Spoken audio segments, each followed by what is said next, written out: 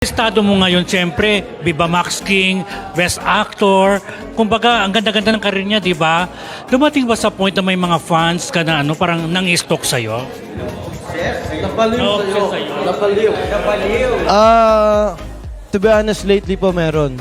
As in, naglagay ng tracker sa sasakyan ko na without my consent.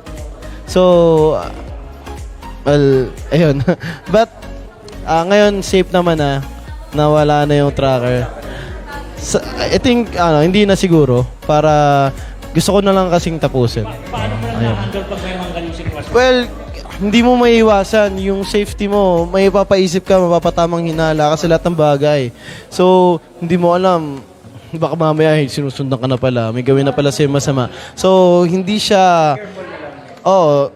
double na lang. Ingat.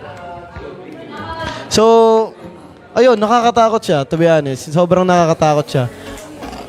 Sa totoo lang, parang lately, parang wala ako sa sarili, ganyan.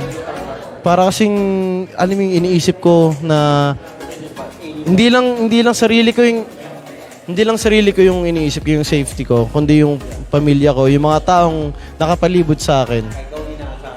Opo. So, sana, mawala yung mga ganong bagay sa buhay ko.